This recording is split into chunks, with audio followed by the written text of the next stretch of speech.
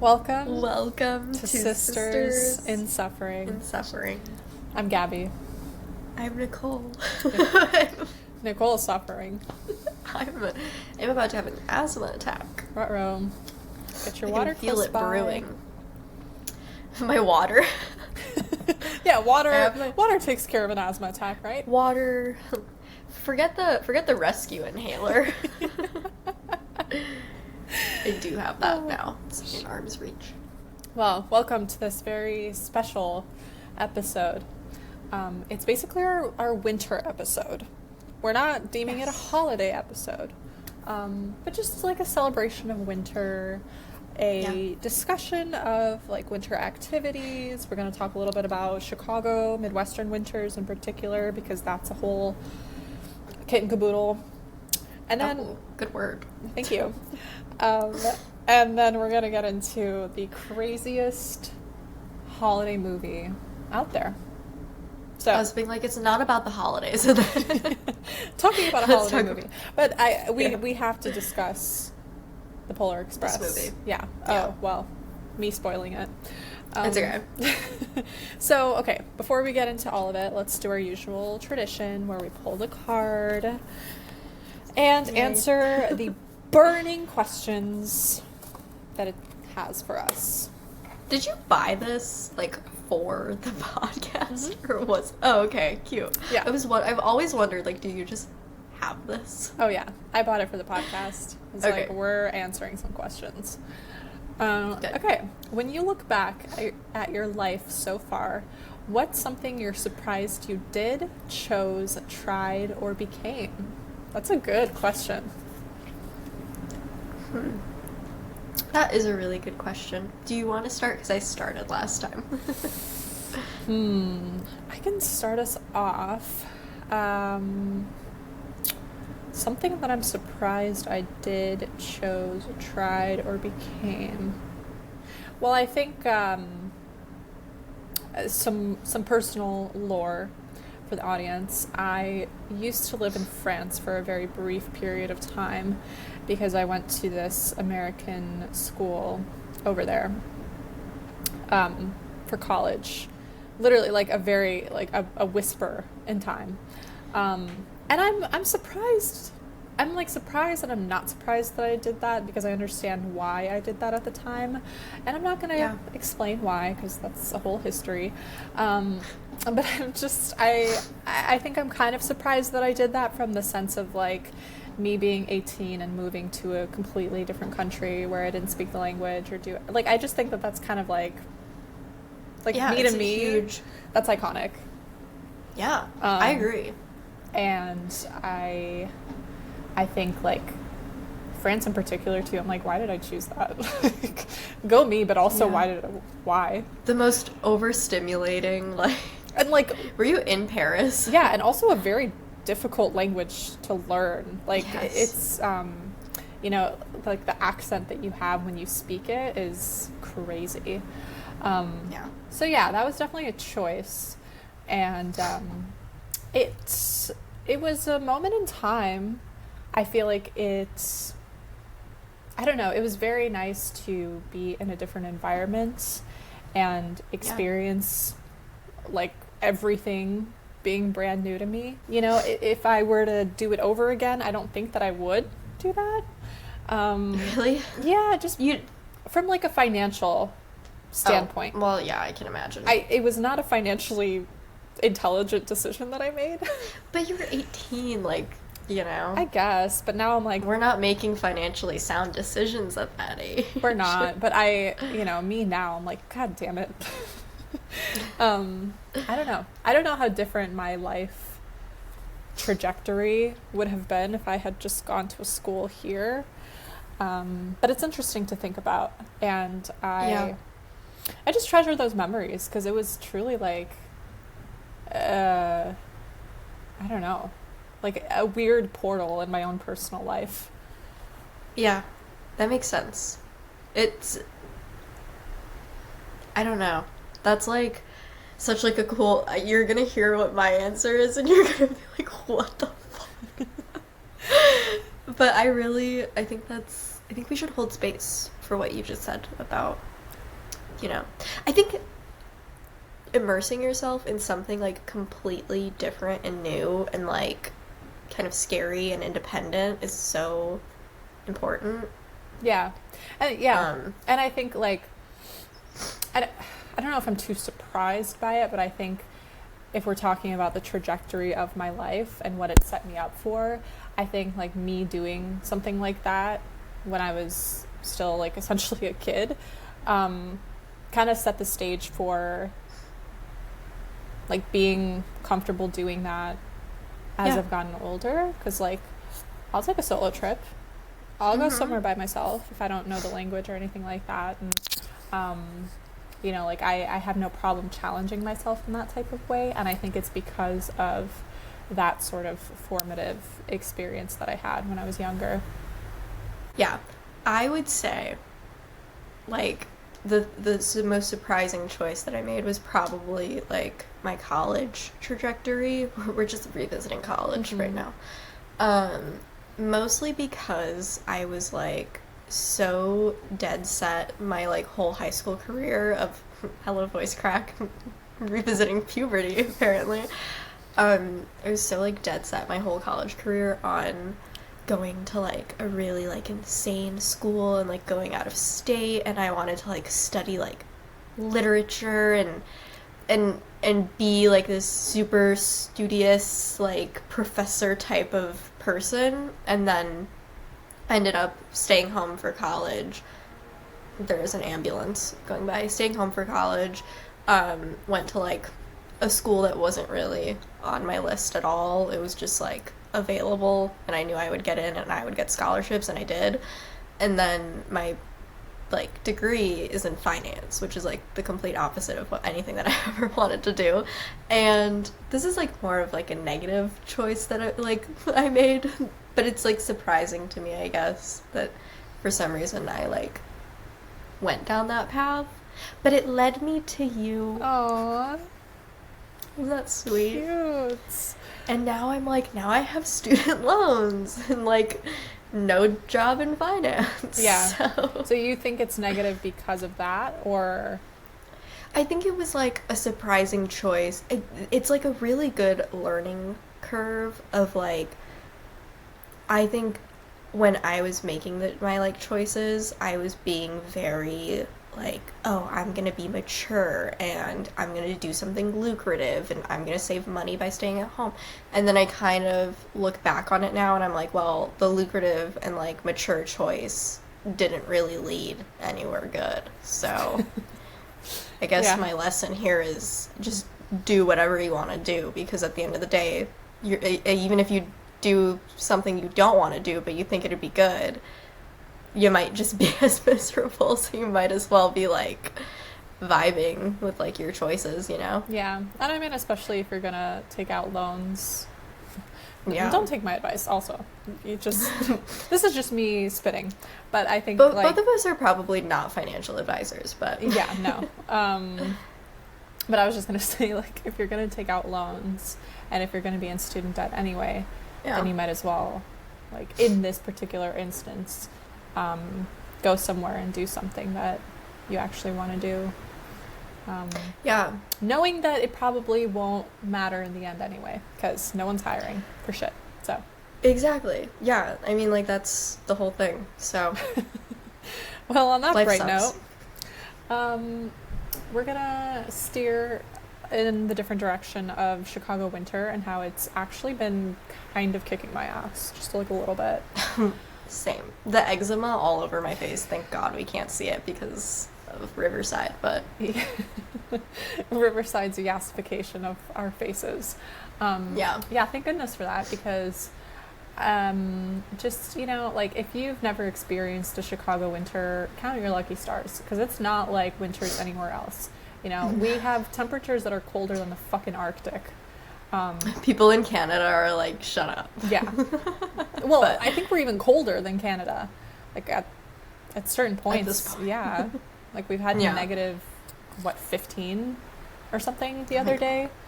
Yeah, it was awful. I had to walk my dog. The wind chills here are insane, and it's just My hair is dry, my skin is dry, my lips are dry, my hands are dry, everything is dry. Yes. The air is dry. It's just... When I wake up in the morning, my nose has, like, just dried out completely at night to the point where, like, taking a breath makes my eyes water because it just feels like air going through, like, cracked. Ouch. It's horrible. And then also, I hate humidifiers. Like, I hate using a humidifier in the, like, winter because... I don't know, sometimes, like, I'll wake up in the middle of the night and, like, I'd have put it on, like, too high of a setting and, like, my like, face is wet and I'm like, what is going on? And it's, like, really weird. And they make noise and they, like, gurgle and it's, like, so annoying and I just want to live somewhere where you can exist without freezing. But the dry hair is really kicking my butt. I've, like, never had that until this year. It's pissing me off. Like... Yeah. The hair does not look good no matter what. I really miss being in a humid climate, like a humid environment. I know people who live in humid climates, like Florida or something like that, would be like, be careful what you wish for. But I do wish for that. Yeah, I do wish for a humid environment. You know why? Because my skin and my hair had never looked as good as they did when I was in a humid climate. My hair poofs up when I'm in, like, a humid... I like a moderate. Anything in the middle. You know? My hair gets all, like, wavy. My skin gets glowy. I don't know. I think I was meant to live in a humid environment. Anyway, that's neither here nor there. But that's just been top of mind. Winter. Yeah, because the past few days it's been, like, in the negatives and it's been super insane. windy and just, like, it's a type of cold that just makes you pissed off to leave the house. I have one more complaint to file about this, which is, and I'm sure that you're going to be like, you're going to agree. I hate going on Pinterest or, like, Instagram, anywhere, in the wintertime, and seeing these people with, like, these adorable outfits, like, these gorgeous outfits for, like, New Year's and, like, whatever. And I'm sitting there and I'm like, I want to wear something like that for New Year's, or I want to wear something like that to go out to dinner in the winter and drink red wine.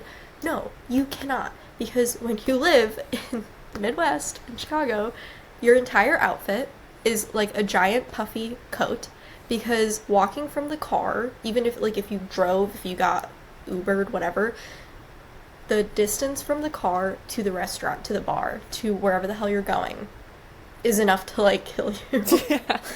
No, literally. And so, like, and then you get in and then there's, like, wind coming in, so, like, you don't want to wear a cute Pinterest outfit because it's freezing. You want to wear 2 shirts, a sweatshirt on top, leggings, sweatpants, and then baggy jeans. Like, I don't know, you want to wear, like, 600 layers until you're just, like, the Michelin Man. Yeah. That's my take. Yeah. Yes, and let me add to that, too, where there's a whole nother layer to this if you're taking public transportation. Like, count your lucky stars if you have a car in this goddamn city in the winter. Yeah, going to work in the middle of a whole... Let me tell you, wearing the puffy parka, the long parka with the 300 layers, and then you get in the train and it's packed and crowded, and then you can't sit on the seats because they're filthy, and it's freezing, and the trains are delayed, and you have to stand outside in the cold, and the wind... It's like a whole fucking thing. I think Russian women had the right idea. The fur hat, the fur coat, a cunty boot with fur, you know? Like, maybe that's what we need to be on. We need a reference, yeah. Reference those magazines or something, I don't know. Get some inspiration, because the plastic coats that are being sold right now are not cutting it. Yeah, they're not cutting it. And honestly, like, I want to look fashionable in winter too, and I find that very hard to do when you have to basically bundle up as though you're going out into the fucking tundra. Yeah, I look like a fucking tire when I go out. Like, I'm like... I'm wearing, like, just rubber and, like, puffed and... I don't know. Midwestern complaints, I guess. Yeah.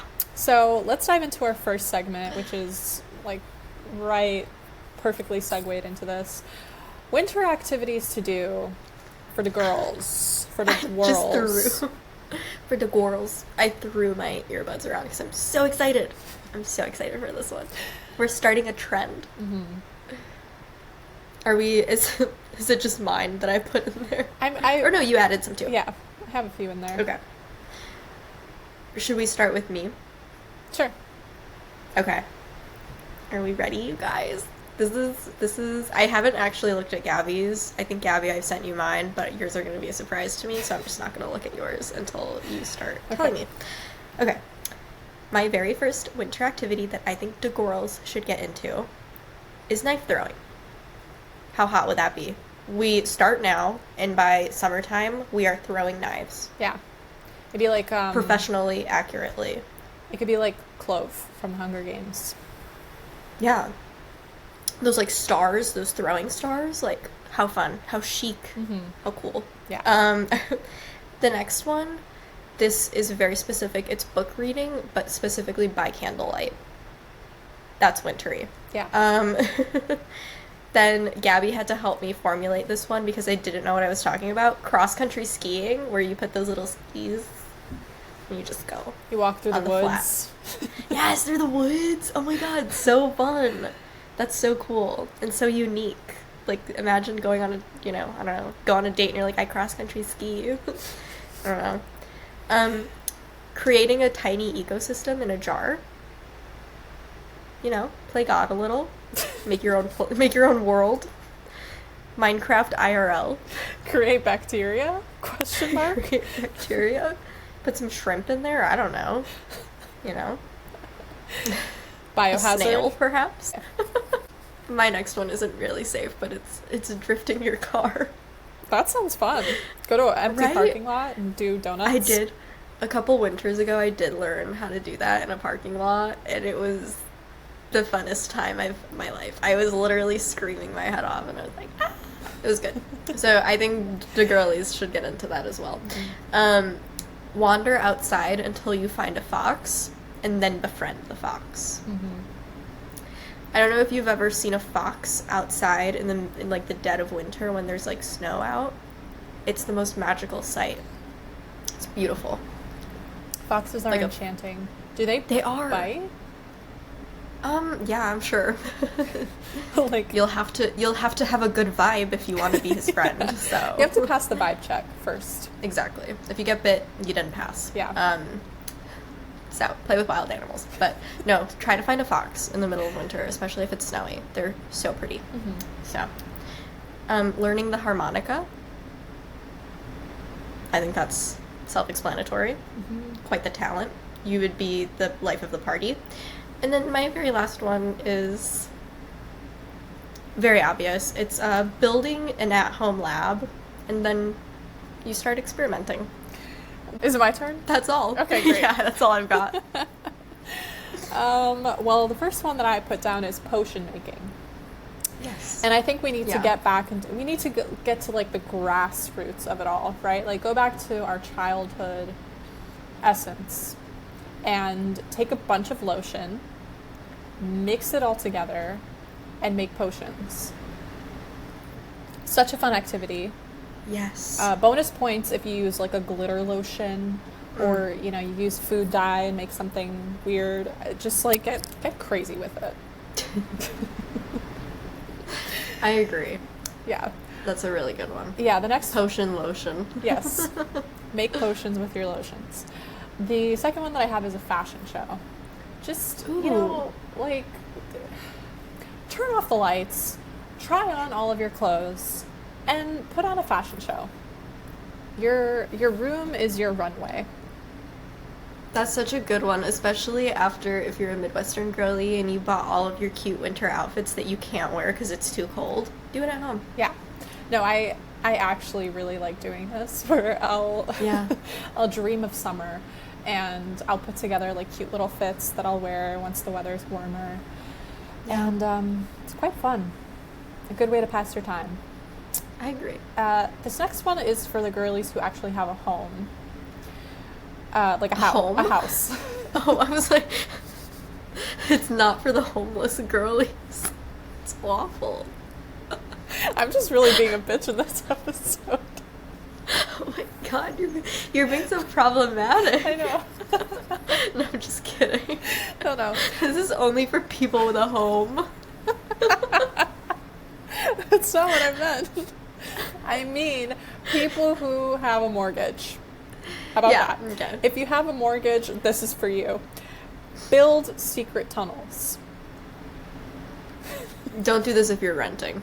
It's not a good idea. You don't want a problem with the landlord. But if you own your home, just like, Yeah. I don't know, start digging tunnels. Good. Preferably like from inside the house since it's winter. Yeah, start in your basement and then just like dig outward. See what you can find. A septic tank probably. Yeah, a gas line, maybe. Yeah. The next one is face painting. And I put in parentheses to get creative with it. So like, I don't know, make like a very crazy clown look. Or do like special effects makeup. I like the people that paint other people's faces on their face. I like the ones where people turn themselves into SpongeBob or something. The next one is pretend you're the host and contestant of the Great British Bake Off and bake things. That's really good. But like, do it with the... like a competitive edge. Yeah, like with the intention of you're trying to win. Yeah. And you have to time yourself too. Ooh, Yeah. The pressure's on. that's good. And then my final one is to get a strobe light and then pretend you're in the club. Like turn your music up, turn the lights off, put your strobe on, and then just dance. I'd have a panic attack. Turn your apartment into a club. Yeah. That's a fun winter activity. So then you don't have to venture outside. Yeah. Everybody will come to you. Maybe you could make some like DIY type of decorations. Yeah. I don't know. Get creative with it. But yeah, that's all I got. I love those. What a good list. Yeah. Got a little Strong weird for a list. second, but you have a note here that is Elf on the Shelf. What? Yeah, I need to talk about this because I didn't really like grow up with I didn't grow up with Santa Claus and like whatever. Christmas was just like a holiday, you know. We didn't really go into it. A lot of like parents on Instagram though, I'm observing that they're going into it. I also like how everything I talk about is from Instagram. I should probably like read the news or something, I don't know. But You probably I've been- shouldn't. no, it's worse. You want to talk anxiety. That's going to give you an anxiety attack. Yeah. But I've been like just seeing like all the crazy stuff that people are doing with their elves on the shelves. And I think it's cool in the sense that like what a magical thing to do for your kids. What is I think that? it's weird. Okay, so like the premise of it, it's like I guess it comes with a book, and like the book is like about how like Santa's elf comes and like stays in your home, and the elf is like what watches you to like make sure you're being nice and not naughty or something. And then when Santa comes to bring you your presents, he takes the elf back with him. So I let me also- get this straight. So Santa is running a surveillance state and sending out his spies. Elves. Yeah. His highly trained spies. So, like, I don't know. I mean, it's odd. But, like, I guess, like, I think there's, like, a cute way to do it. I have been seeing, for some reason, the parents on Instagram are really obsessed with making the elves poop.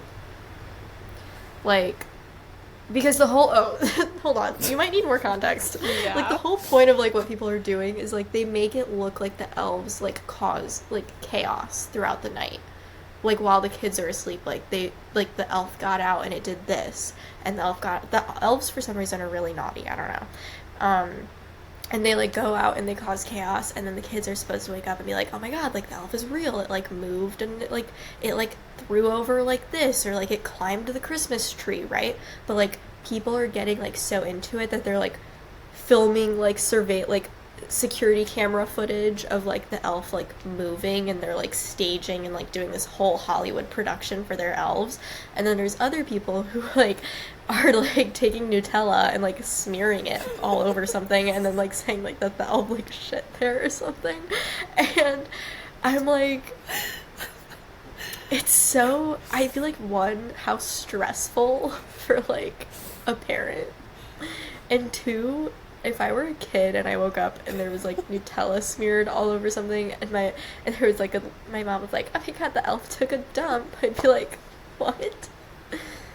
I'd be like, why did we get the shitty elf?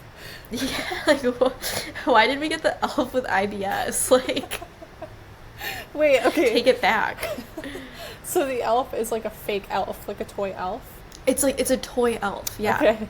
I thought that this was like an actual human that's just sitting on the shelf. What? No. I don't know what these things are. No, it's a toy. It's a toy, and it's like a cute little, like, it has limbs that you can move around, and so like people are like like you can like put it in like a new position. It's like bendable and like whatever, so people like put them so that they're sitting on, like, they went from the shelf to like the Christmas tree, or they went from the shelf to the bathroom, or like, you know, I don't know. It's kind of getting into like Chucky territory. It is, but like holiday edition. Yeah, exactly. If there's not a movie like that, there should be. I think there. Oh, I don't know. Like a horror. There's a holiday horror movie. Yeah. That'd be good. That would be good.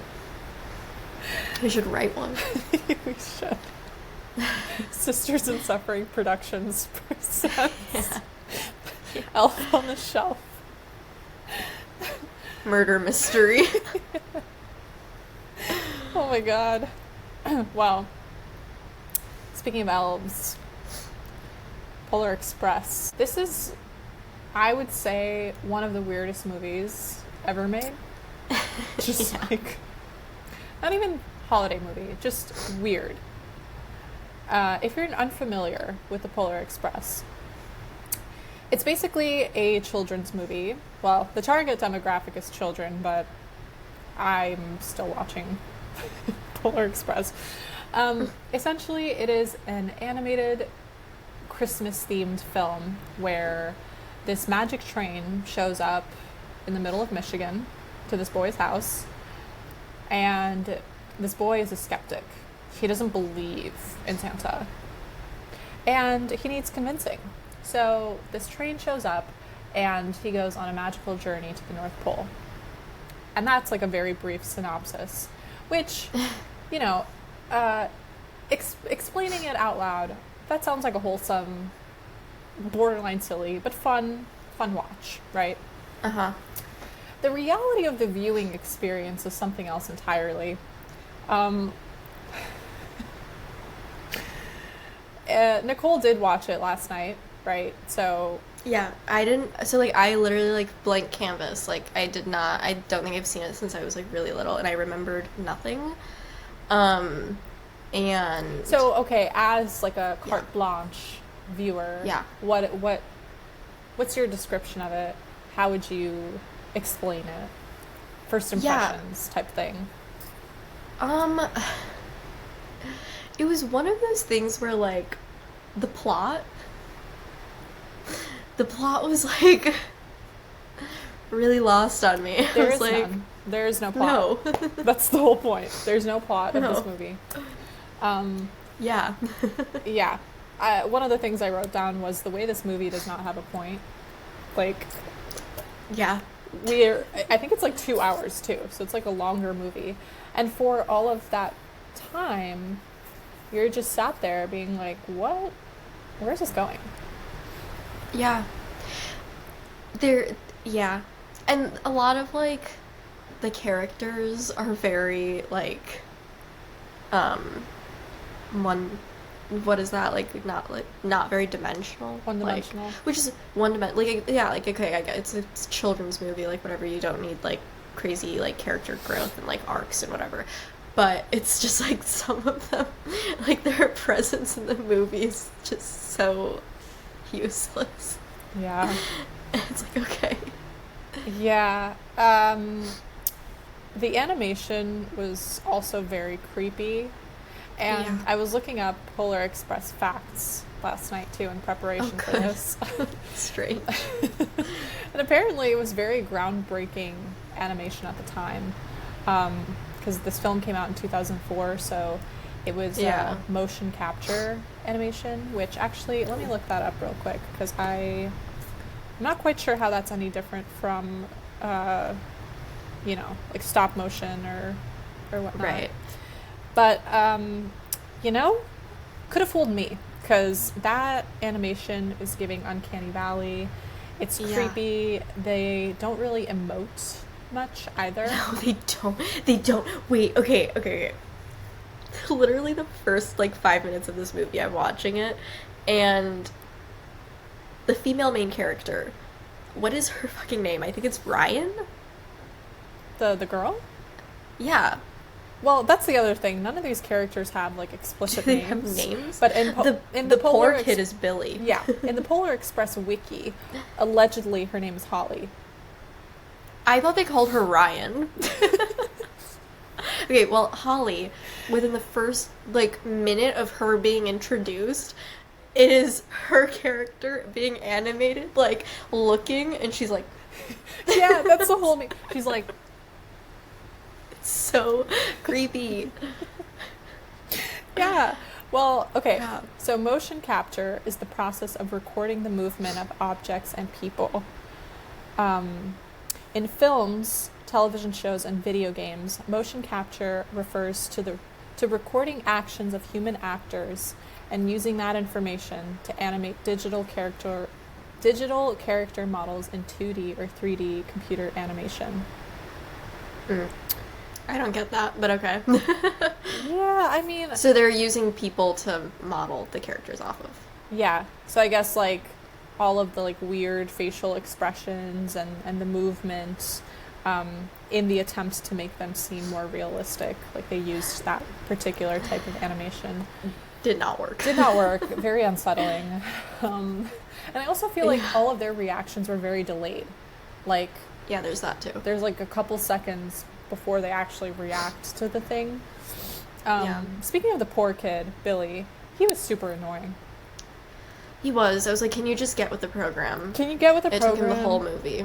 He kept insisting that, like, Christmas doesn't work out for him, but, like, what do you mean by that? Like... It's vague. It's vague. I guess because, like, his whole thing was that he was supposed to be poor, I think. But... He lived on the wrong side of the tracks. Yeah, and also... When, like... like, he lived in a house in Michigan on farmland. Yeah. Like, that property is worth hundreds of thousands of dollars. Billy, you are not poor. Just because your mom and dad don't want to buy you 100 gifts doesn't mean that you're poor. This was before the financial crash of 2008. So, back in 2004, Billy was poor. Yeah. Nowadays, he'd be wealthy. Also, why was he wearing rubber boots in winter? Kid. Yeah, I don't know. What? My notes are all over the place. How was the main character, like the main kid, still a skeptic after he's literally seeing elves in front of his face? Like, yeah, because he doesn't say "I believe" until, like, the bell fall. Like, yeah. Right? I don't know. Okay. Like, was he thinking that he was hallucinating all this? Like... He's a conspiracy theorist. That was just very interesting to me. Like, you are literally in the North Pole. Yeah. I don't know what more evidence you need. What else could you possibly? Yeah. My only addition that's, like, not related to the main character, but just to the characters in general, Tom Hanks's character, because he's the conductor, right? Tom Hanks is literally like 7 characters also. Oh, is he? Yes. Well, I like that they animated the conductor to just look like Tom Hanks. Like, we're not making this look like like it's just Tom Hanks. Yeah. Well, yeah. I mean, all of the budget probably went to this weird-ass animation. So they were like, all right, Tom Hanks, we're going to need you to be the conductor, the homeless man, the kid, the dad, like, all of these characters. Yeah. Why does he have gray hair? Like, the main kid. Why does he have gray hair when he's 11 years old? Also, why doesn't he just mind his business? The way he's getting him, like, he's pulling the brake, he's losing the ticket. I'm like, dude, sit down on the train. No, literally. And look out the window. Literally. Like, he really irks me because he caused all this trouble and caused all this chaos, nearly killed all of them, and he got the first gift of Christmas. Yeah. Make that make sense. Yeah.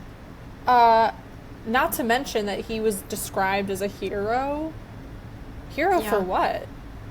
If I was Santa, Naughty. naughty. Your elf is shitting on you. You're done. You're getting coal for the rest of your life. Like, Yeah. you come to my North Pole.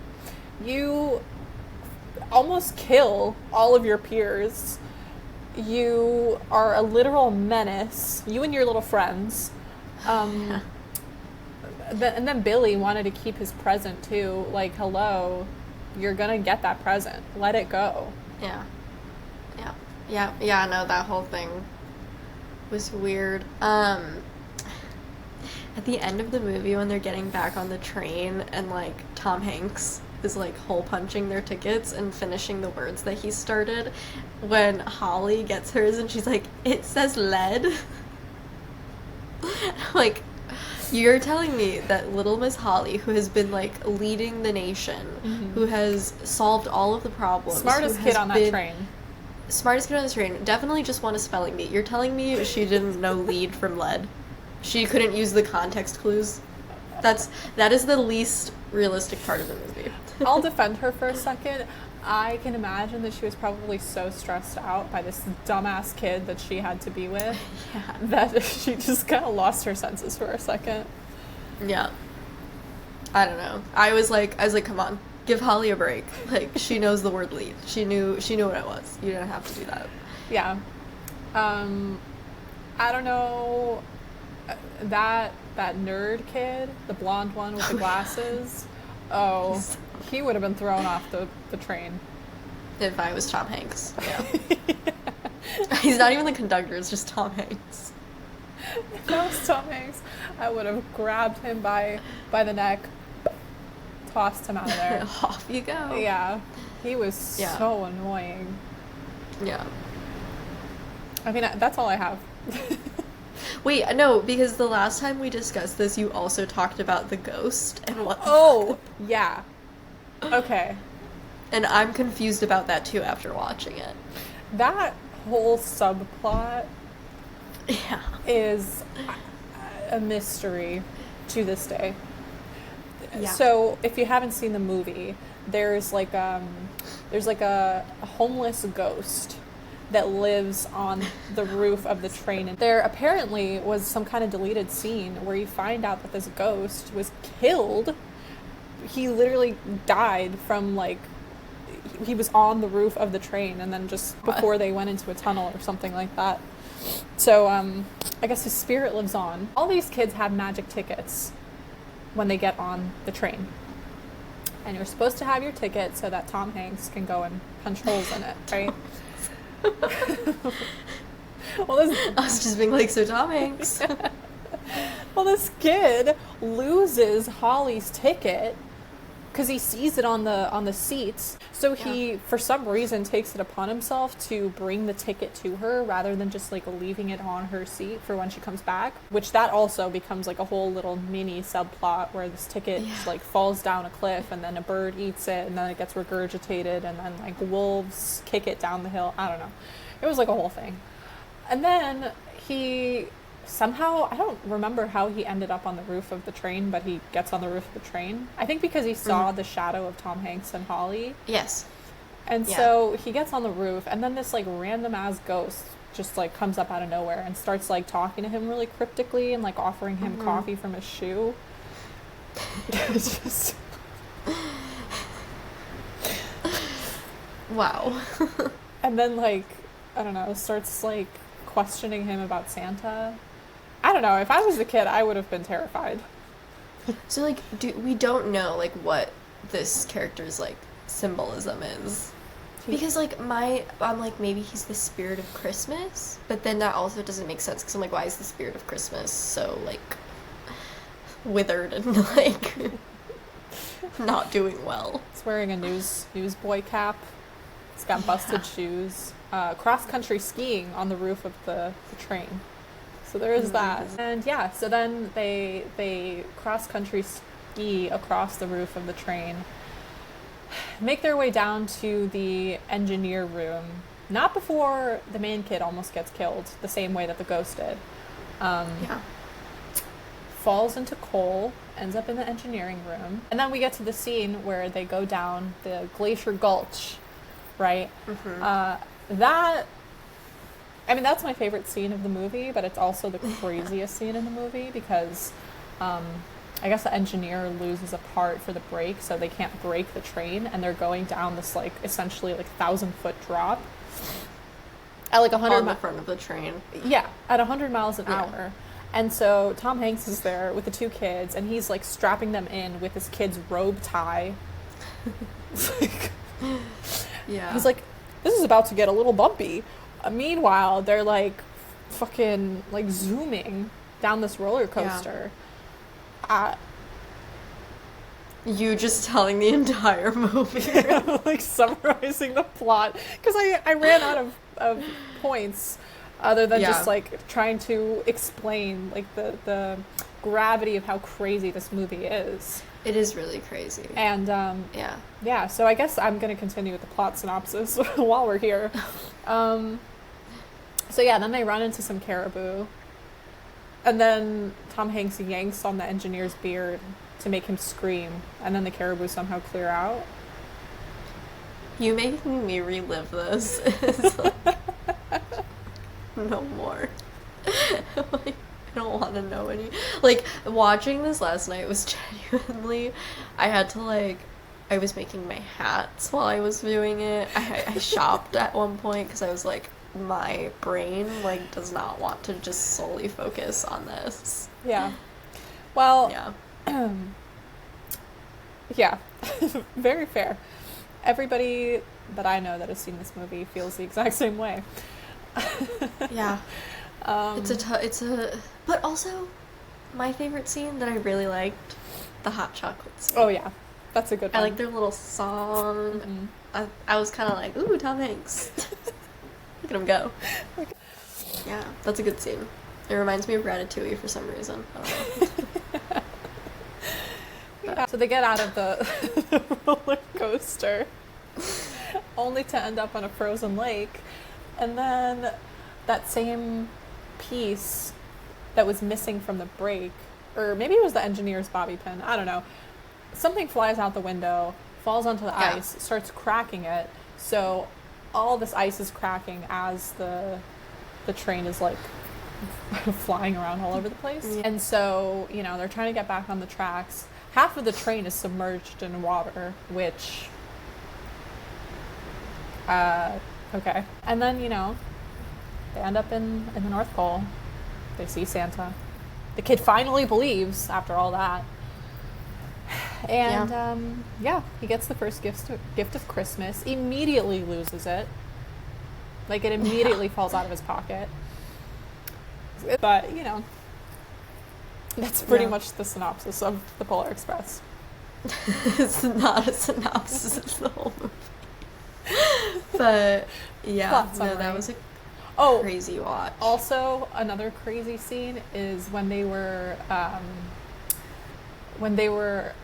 in the, like, elf headquarters, and they had, like, the surveillance. This is why I say Santa's surveillance state. They have, like, cameras fixed on children all over the world sleeping. Yeah, 2025. Fiscal year 2025. Coming up. Fiscal year 2025. Get ready. It's going to be a doozy. Yeah. All right. So, thank you guys for listening and watching. I think I just bumped the microphone when I said that, so sorry. You did. Sorry if that came as a shock. But we will see you after, in the new year. See you next year. See ya. Bye. Bye.